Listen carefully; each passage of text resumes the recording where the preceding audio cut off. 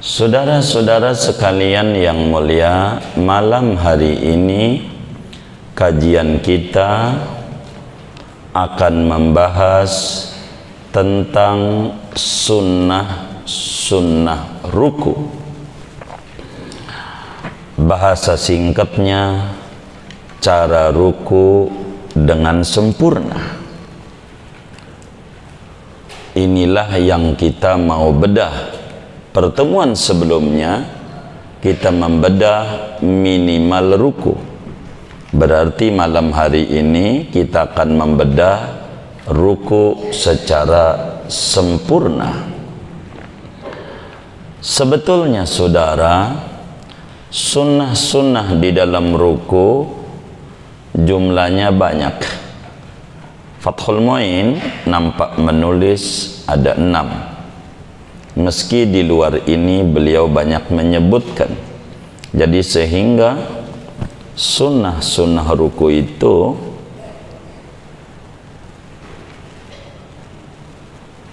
ada 11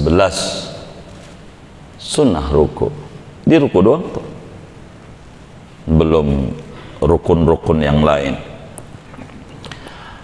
Ada sunnah sebelum ruku, dan ini kita nggak bedah. Sunnah sebelum ruku yaitu takbir, membaca Allahu Akbar sampai lempeng ruku, barnya tuh. Kedua, ngangkat tangannya. Jadi ngangkat tangan ini bareng sama takbir. Kufuwan ahad, Allah. Kalau udah sampai atas tangan kita, turun pundak kita menjadi ruku. Itu 2 sebelum ruku. Dan sunnah ketika ruku, ini materi kita. Wa sunnah fir ruku, disunatkan di dalam ruku. Ini namanya ketika ruku. Mana yang disunahkan ketika ruku? 1, taswiyatu dhahrin wa unuqin. Sunnah kita punggung dan leher dan pala dan leher sejajar. Sunnat punggung dan pala kita, leher bahasa kitabnya sejajar. Jadi nge-L gitu. Tahu nge-L? Kayak huruf L begitu. Nyiku diri lempeng. Jangan nunduk sekali, makruh. Jangan endongak palanya rada ke atas, makruh. Nunduk sekali, makruh. Naik, makruh. Sunatnya lurus, lempeng.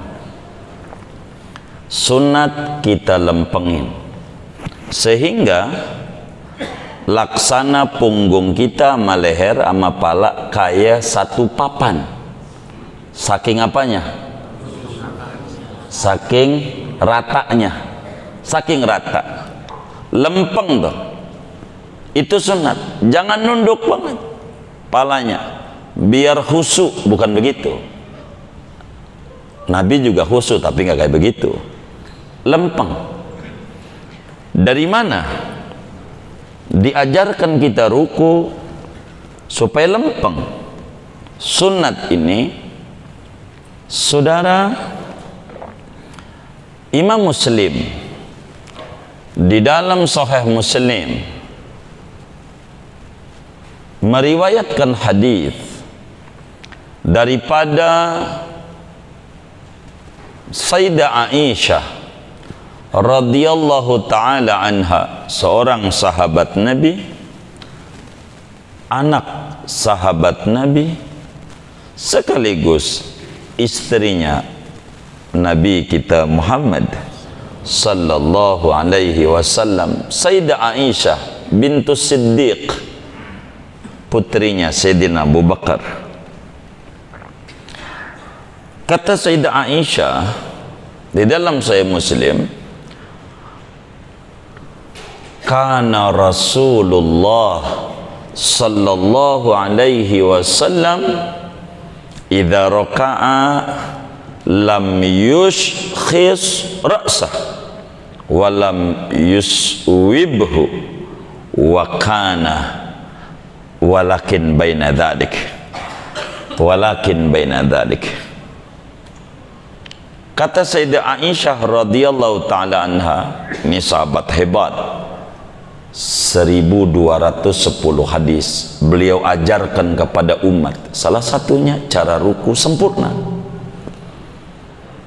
Kata Sayyidah Aisyah, Rasulullah sallallahu alaihi wa alihi wasallam bila mana beliau ruku, dia tidak mengangkat kepalanya, tidak ke atas, walam yuswibhu, dan tidak nurunin juga, begini enggak, walakin baina dzalik, tapi antara turun sama naik.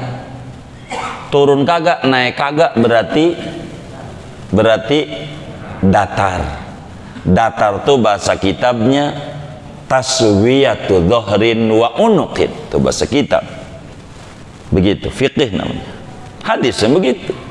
Jadi madhab itu adalah ajaran Rasulullah, tidak ada yang nggak keluar daripada Nabi Muhammad sallallahu alaihi wa alihi wasallam. Maka kita kudu bermadhab, itu ikut Nabi semuanya, tidak ada yang nggak ikut Nabi, nggak ada, semuanya ikut Nabi Muhammad sallallahu alaihi wasallam. Pertanyaannya, kenapa tidak mau mengarang kitab Imam Syafi'i dengan judul Sifatus Salatin Nabi, tata cara solatnya Nabi Muhammad? Kenapa Imam Syafi'i nggak mau buat judul itu? Ini ketawaduan ulama. Ilmu Rasulullah itu banyak, ilmu Rasulullah itu banyak. Sahabat Nabi itu seabrek 124.000 orang sahabat Nabi. Nah, belum keserap semua. Begitu. Maka ulama jujur, fiqih madhab Syafi'i, nggak ngomong tata cara sholat Nabi, nggak. Maka ada buku beredar, judulnya Tata Cara Sholat Nabi, ditulis oleh Muhaddisul Asri Syekh Nasiruddin Al-Albani. Ini judulnya kurang, judulnya harus dilengkapi. Tata Cara Sholat Nabi Madhab Al-Albani, begitu baru benar, begitu. Karena bukan itu doang, buku itu kecil, dan hadis Bukhari aja ada 10.000 hadisnya, kurang lebih 9.000 sekian. Sahih Muslim 9.000 sekian, itu dikit, banyak hadis Nabi. Maka ulama itu tawadhu, begitu tawadhu'nya ulama-ulama madhab. Maka dalam madhab Malik, madhab Hambali, madhab Abu Hanifah, madhab Syafi'i, ini data ilmiah yang mereka dapat. Begitu saudara. Jadi kenapa kita disuruh meluruskan? Emang nabinya begitu, begitu fikih. Yang kedua, makanya di sini disebutin lil ittiba'i. Dalilnya mana? Tuh fikih begitu, karena mengikuti Nabi Muhammad sallallahu alaihi wasallam pada hadis sunnah fi'liyah, perbuatan Nabi. Kata Siti Aisyah, Nabi itu kalau sholat enggak naik, enggak turun, tapi antara itu datar. Begitu cara rukuknya. Jangan pala kita turun banget, nunduk banget, udah kayak ya, kayak jangan. Dua, sunnah ruku ketika dalam ruku, sebetulnya udah 3 ini menuju 4, karena ada sunnah sebelum ruku 2 tadi, takbir sama ngangkat tangan begitu. Tapi itu sebelum ruku. Dalam ruku nih 2, wa ahdu rukbataihi, sunat kita memegang lutut, telapak tangan kita, telapak tangannya ditempelin di lutut. Telapak, mana telapak tangan? Bukan, ada 2 ini, ada dalam jari, ada telapak tangan. Telapak tangan ini namanya kaf, ini namanya butunul asabi, bagian dalam jari. Ini dhahrul asabi. Kalau ini buntung, masih ada telapak tangan. Begitu. Jadi telapak tangannya ditempelin di lutut, ditempelin. Dari mana dalilnya bahwa telapak tangan ini kalau ruku pengen sempurna kudu ditempelin di lutut? Saudara, Imamul Bukhari di dalam Sahihul Bukhari-nya, juga Imam Abu Dawud meriwayatkan hadis di dalam Sunan Abu Dawudnya dari Sayyidina Abi Humaid As-Sa'idi radhiyallahu ta'ala anhu.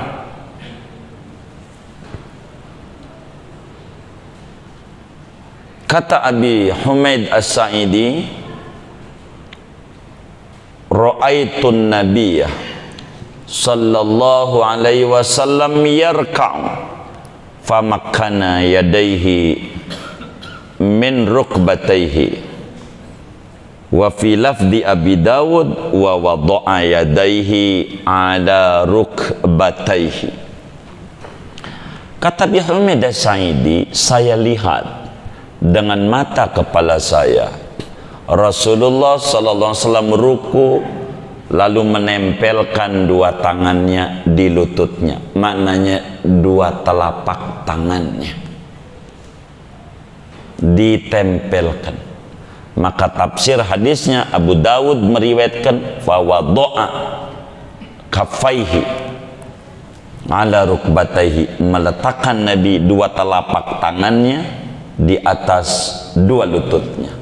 Nempelinnya maren enggak ditempelin enggak apa-apa, cuman makruh. Maren tuh ini ngomongin sempurna, ruku si telapak tangannya ditempelin di di lutut, di lutut. 3, ma'anasbihimah. Yang ketiga, kalau ruku kita pengen sempurna, didirikan 2 lututnya. Lutut kitanya diri lempeng, jangan rada nekuk, lempeng, diri tegak lututnya. Kenapa? Karena diri tegak 2 lutut itu sangat membantu menuju sejajarnya punggung dan leher. Dengan diri tegak lurus akan memudahkan punggung dan leher sejajar. Ma la yatimmul wajib illa bihi fahuwa wajib. Demikian ma la yatimmul mandub illa bihi fahuwa mandub. Dalam kaidah fikih Imam Suyuti di dalam Al-Asbah wan Nadzair, sesuatu yang tidak sempurna, yang wajib kecuali dengan mengerjakannya, maka menjadi wajib pula. Barang yang wajib nggak bisa, kecuali harus melalui itu, maka itu wajib juga. Menegakkan keadilan wajib, supaya adil bagi semua masyarakat, menghilangkan kezaliman, wajib adanya. Bagaimana caranya?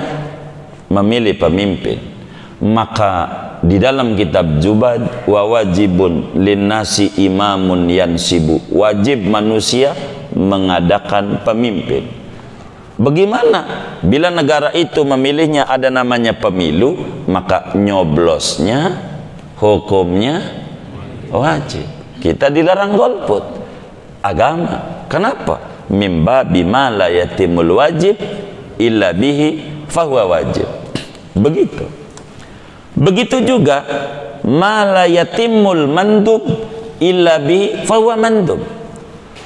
Yang sunat bila enggak sempurna kecuali harus mengerjakan itu, maka menjadi sunat adanya. Tadi kita sunat sejajar antara punggung dan leher.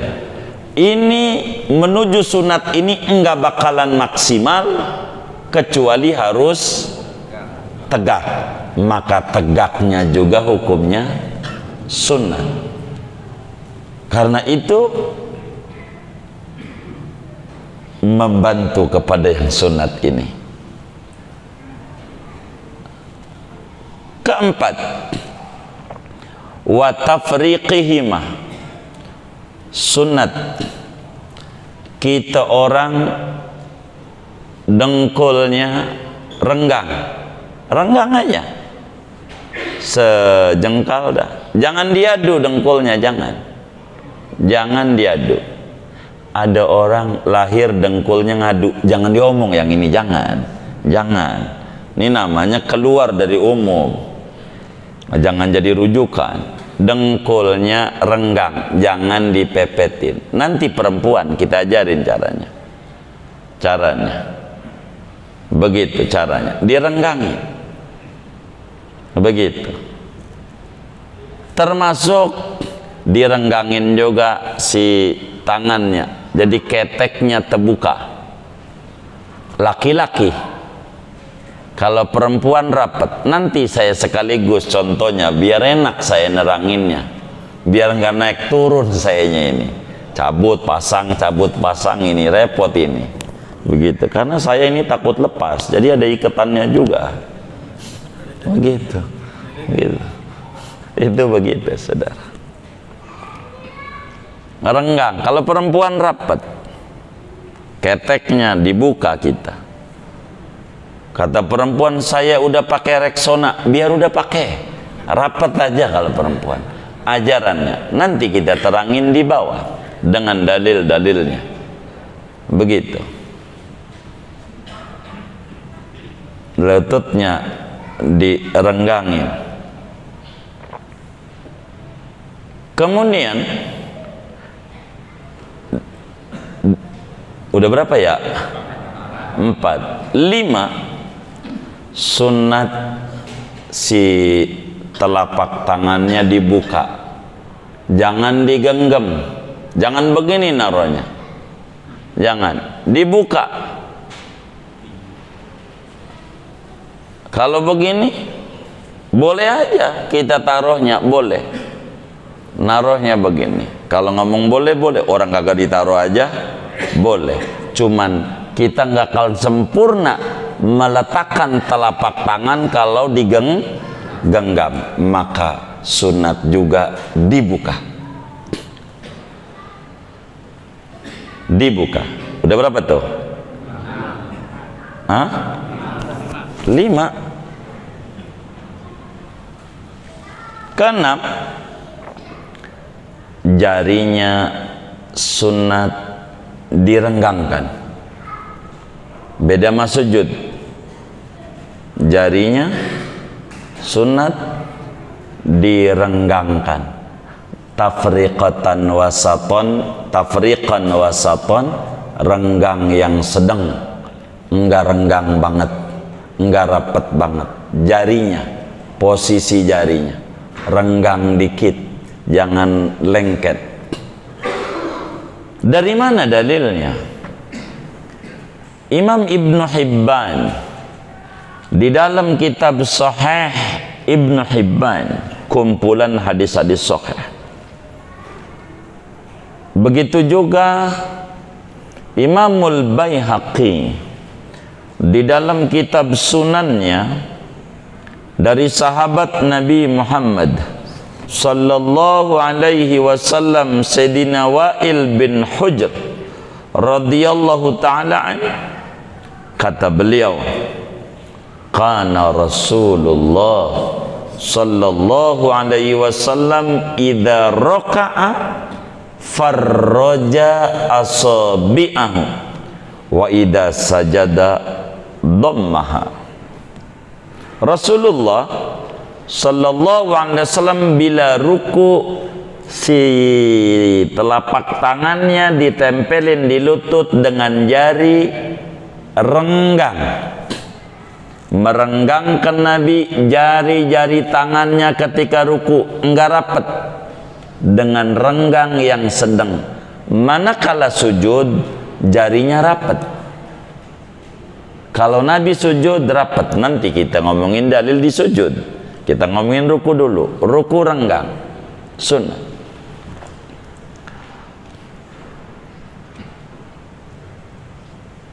Udah berapa tuh? 6. Mana lagi sunat itu di dalam ruku jarinya menghadap kiblat. Jarinya menghadap kiblat. Itu bagaimana tuh? Jarinya ngadap kiblat. Jarinya begini. Bukan. Saudara, kalaulah saudara duduk sujud gitu, maka jari saudara ngadep kiblat. Karena diri ya nggak ngadep kiblat, ngadep bawah, lurus ke bawah. Ngadep kiblat itu ngadep bawah. Jadi kalau saudara tangannya lempeng, ini kiblatnya sono. Kalau saudara tangannya renggang banget, maka jempol ngadep selatan utara sama si kelingking, enggak ngadep kiblat. Jangan. Diinget-inget waktu ruku, tuh jempol ngadep kiblat apa kagak tuh. Enggak usah yang dulu-dulu. Tadi aja sholat maghrib. Ingat-ingat. Gua sih orang pikirin. Jangan. Kita dipikirin, kita ikut Nabi. Ikut Nabi.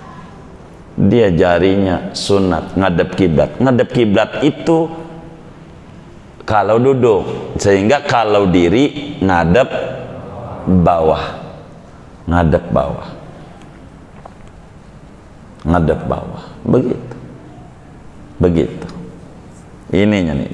Begitu renggangnya. Jadi kalau kita lempeng, semuanya enggak ada yang keluar. Kalau begini renggang beneran, jarinya lolos dari kiblat. Ini nggak ngadep kiblat. Ini nggak ngadep kiblat. Begitu. Utara selatan. Jari ini. Yang ngadep kiblat cuma 3 jari doang. Ini sunat. Ini pada ngadep kiblat. Jadi sholat itu ganjarannya nggak ada yang sama. Tergantung sejauh mana menapaki ajaran Nabi saat sholat. Tergantung kita. Dan ini kita kudu benar-benar di dalam kita sholat ini, saudara. Mana lagi? Udah berapa tuh ya? 7, ya banyak. 8. Mana lagi sunat dalam ruku? Sunat dalam ruku itu matanya melek. Jangan merem. Matanya pura-pura merem. Mana handphonenya taruh di depan lagi hilang. Nyalain Allah. Ini Allah gimana sih gua sholat? Ya Allah salah. Kantongin aja nggak apa-apa. Begitu. Orang juga tahu handphonenya mereknya Cross. Nggak usah taruh di bawah. Ini kantongin aja, kantongin, nggak usah taruh di bawah, nggak usah, kantongin aja, gitu. Kantongin. Dia berkata, ini handphone barang dunia, taruh di bawah. Dompet juga barang dunia, bagi duit taruh aja di bawah, hilang atau gitu. Nyari kantongin aja. Matanya melek mata. Jangan merem, jangan. Tuh orang buta bagaimana? Jangan diomong.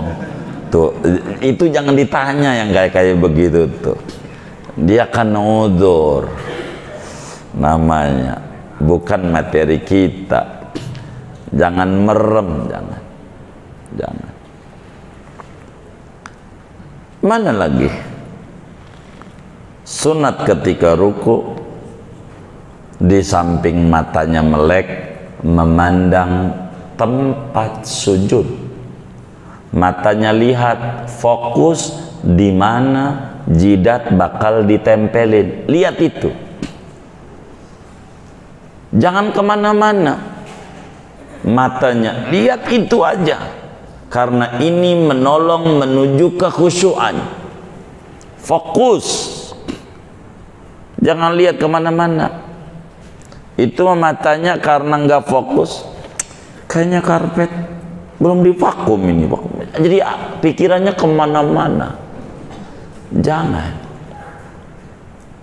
Jadi matanya melek, memandang tempat sujud.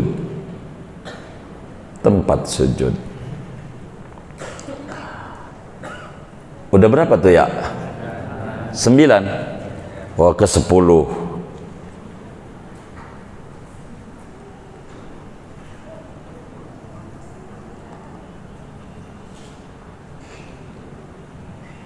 Sunat membaca zikir-zikir ruku, membaca doa-doa ruku. Mana yang paling tinggi? Di sini disebutin wa qaulu subhana rabbiyal azim wa bihamdihi salasan. Ini ada 3 sunat. Sunatnya membaca subhana rabbiyal azim. Tuh. Sunat. Subhana rabbiyal azim nih ada sunat lagi. Sunatnya ditambah habis azim wa bihamdihi. Ajaran lagi tuh.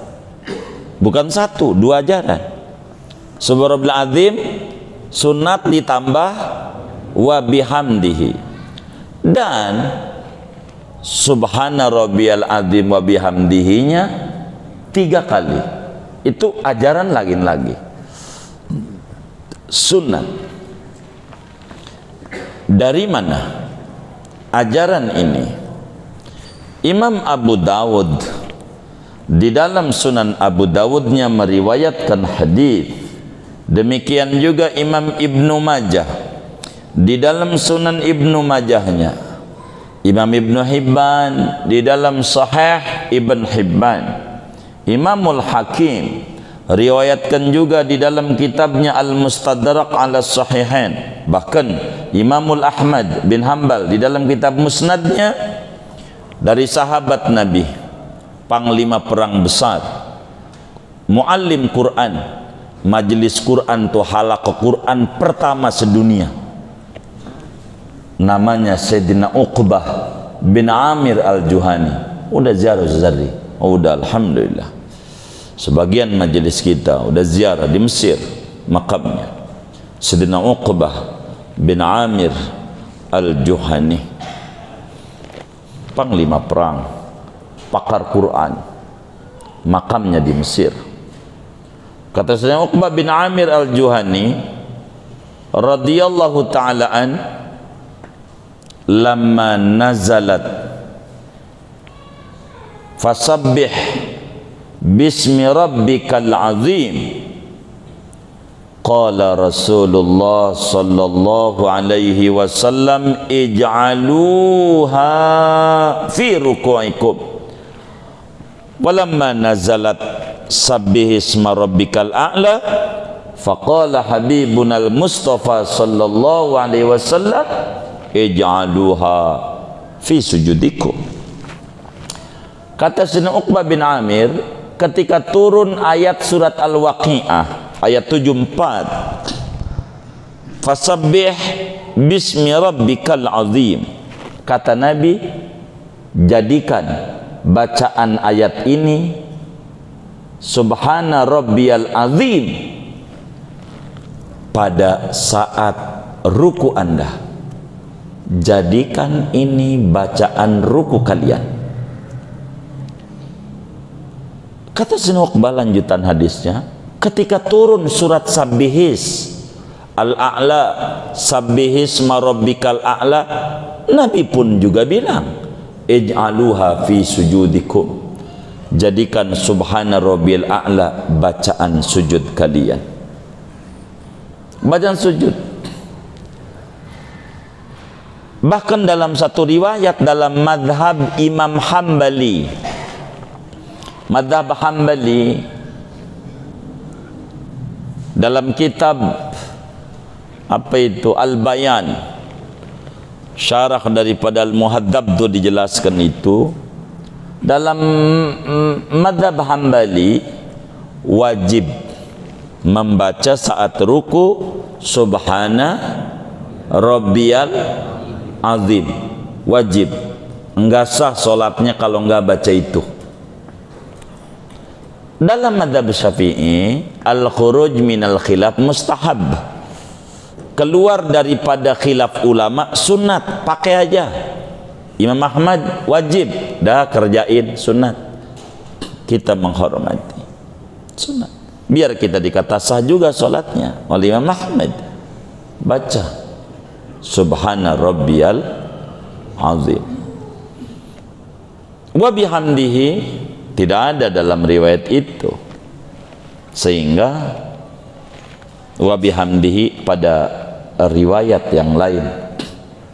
Imamun Nawawi di dalam kitabut Tahqiq menjelaskan sunat ditambah wa bihamdihi, jangan enggak. Salasan sunat membacanya 3 kali. Dari mana nih 3 kali? Imam Tirmidzi di dalam Sunanut Tirmidzi meriwayatkan hadis, juga Imam Abu Dawud di dalam Sunan Abu Dawudnya, Imam Ibnu Majah dalam Sunan Ibnu Majahnya dari sahabat Nabi Sayyidi Abdullah bin Mas'ud radhiyallahu ta'ala an. Kata Ibnu Mas'ud, qala Rasulullah sallallahu alaihi wa alihi wa sahbihi wasallam, idza raka'a ahadukum faqala fi ruku'ihi subhana rabbiyal azim salasa marrat faqad tamma ruku'uhu. Bila seorang Anda mengerjakan solat ketika ruku dan dalam rukunya dia baca subhana rabbiyal azim 3 kali, maka sungguh sempurna rukunya. Dari sini ada madhab namanya madhab Imam Ishaq bin Rahuyah, di luar madhab 4, wajib 3 kali, kurang dari 3 solatnya tidak sah. Kata Imam Ishaq bin Rahuyah, Syekh Nawawi Al-Bantani tulis di pinggirnya kitab Nasoihul Ibad, kalau tidak salah namanya Mawahibul Madaniyah, tentang Syu'abul Iman. Madhab Ishaq bin Rahuyah wajib 3 kali. Makanya Fathul Muin bilang udah baca subhana rabbil azim bihamdihi 3 kali. Imam Ahmad nyuruh itu kudu bacanya, Ishaq bin Rahuyah nyuruh 3 kali. Tapi 3 kali ini saudara adalah sempurna. Tuh maknanya apa? Minimal sempurna. untuk kita ruku, kalau sekedar jadi baca tasbih 1 kali. Tapi kalau minimal biar sempurna ruku kita, tasbihnya 3 kali. Subhana rabbiyal azim wa bihamdihi. 3 kali. 3 kali itu 3 balikan. Jangan subhanal azim 3 kali, jangan. 3 balikannya 3. Begitu saudara. 3 begitu. Minimal 1 kali jadi. Minimal sempurna berapa? 3 kali. 3 kali. Maksimalnya sesuai bilangan maksimal taraweh. Taraweh witir. Berapa witir? 11. Maksimalnya 11. Jadi 3 kali bukan harga mati. Sebab Sayyidina Hudzaifah Al-Yamani meriwayatkan hadis. Kata beliau, "Shallaitu ma'a Rasulillah sallallahu alaihi wasallam dzata lailatin wa fihi summa raka'an nabiyyu faja'ala yaqulu subhana rabbiyal azim fakana ruku'uhu nahwan min qiyamih." Kata Sayyidina Hudzaifah Al-Yamani, saya pernah salat bersama Rasulullah sallallahu alaihi wasallam. Hudzaifah kalau salat demennya lama. Lama kalau salat. Maka dia pun salat bersama Rasulullah. Rasulullah ngimamin makmum yang demennya lama. Maka ketika ruku Nabi baca Subhan Rabbil Azim seukuran dirinya Nabi. Diri baca Fatihah sama baca surat lama. 11. Rukunya 11. Paling banyak 11. Ini kalau kita mau amalin 11 sendirian ya. Dirian. Kalau ama makmumnya kayak model Hudzaifah, makmum yang demen lama. Kalau yang model kayak begini nih, kayak gini nih, saya mau tanya, sholatnya pengennya lama apa cepet? Tuh yang tukang ngajinya aja pengen cepet. Begitu. Jadi 3 aja. Kalau jadi imam maksimal 3. Lebih dari 3 makruh. Kalau sendiri atau jadi makmum, baca tasbihnya jangan berhenti seberapa aja sampai imam bangun. Jangan jadi makmum tasbihnya 3, jangan. 3 bukan harga mati. Bagi makmum, kita udah 3 kali, imam belum bangun juga dari ruku, terus sampai 5 belum bangun juga, terus sampai 7 belum bangun juga, terus makmum sampai 9 belum juga, terus sampai 11 belum bangun juga, terus kalau belum bangun sampai bangun i'tidal, itu makmum. Jangan ada bengong. Itu udah 3 kali monyong aja mulutnya. Ada nggak yang kayak begitu? Yang mana orangnya nih? Jangan kita, jangan. Terus saja baca. Terus saja baca. Tuh begitu saudara. Inilah sunnah-sunnah ketika ruku. Maka kata kitab kita, wa aksaruhu ihda asyrata, paling banyaknya 11. Sampai Imam Ghazali kalau sholatnya sendiri di dalam Bidayatul Hidayah 27 kali. 3 kali 9 27 kali ruku. Saya mau tanya, udah pernah belum tasbih ruku sampai 11? Dicobain, biar diamalin dah ajaran Nabi muanya. Tapi jangan jadi imam. Begitu. Salat sendiri, ruku 11. Ntar sujud juga bakal diterangin, 11 juga. Begitu. Yang lama. Begitu. Yang lama. Kita cobain ajaran Nabi insya Allah. Segini dah. Nah, jadi rukuknya gimana? Mumpung ada ibu-ibu, saya mau terangin beda. Saya harus cabut ininya. Atau tanya jawab dulu? Tanya dulu. Ada yang ditanya mungkin dari materi ini? Atau di